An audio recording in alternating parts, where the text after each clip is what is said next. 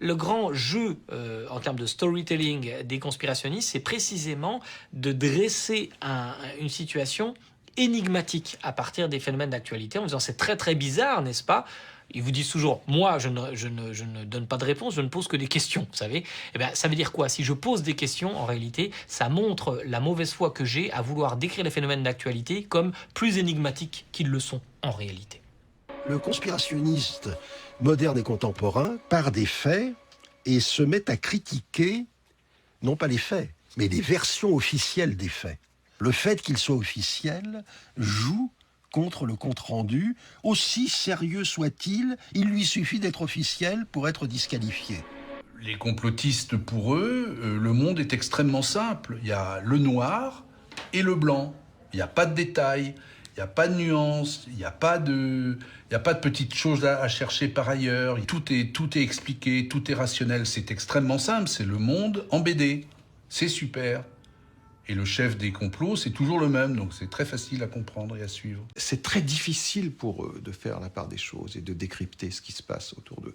Donc, il y a des théories du complot qui circulent sur tout, et ce sont des théories très simplificatrices. Le défaut d'explication conduit mécaniquement vers le complotisme.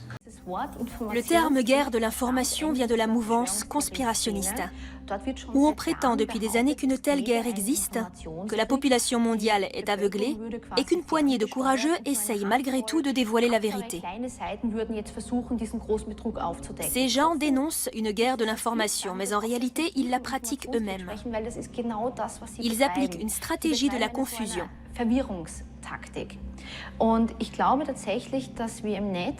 Je pense en effet qu'on assiste sur le net, à des degrés plus ou moins forts selon les périodes, à une guerre de l'information où quelques individus essayent d'influencer l'opinion avec des thèses grotesques. Ou du moins, sèment-ils suffisamment la confusion pour que les gens ne sachent plus qui ou quoi croire. Nous sommes actuellement dans une phase cruciale parce que nous risquons d'oublier que les faits, ça existe.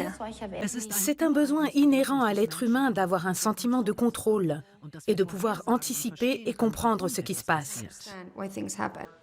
C'est pourquoi nous sommes peu enclins à croire que tel événement est une pure coïncidence ou juste de la malchance. Nous préférons nous convaincre que quelqu'un tire les ficelles. Il y a un plan, et vous êtes celui qui le comprend, ce qui vous distingue de la masse. Alors que la plupart des gens, comme le diraient les théoriciens de la conspiration, parcourent le monde avec des œillères, les conspirationnistes, eux, ont compris ce qui se passe réellement, ce qui est bien sûr une confirmation de leur propre identité. Je crois que les dispositifs de persécution, et le complotisme en fait partie, reposent toujours sur une falsification fondamentale, sur une illusion fondamentale. Et c'est important de le souligner, puisque ces gens se présentent toujours comme des démystificateurs, comme des gens qui ont la vérité cachée et qui vont donc démasquer, démystifier les mensonges du pouvoir. Non, ce sont eux qui sont dans la mystification. Et cette mystification, ce leurre, ce mirage, est constitutif de leur position, constitutif de leur discours. Donc il n'y a pas de bon complotisme, il n'y a pas de vrai complotisme, il n'y a pas de complotisme authentique. Le complotisme est un piège au service d'un dispositif de terreur, toujours. Théorie du complot et fake news vont de pair. Les unes et les autres sont fabriquées pour consolider nos préjugés et verser de l'huile sur le feu. Elles cherchent à transformer nos peurs ressenties en réalité vécue.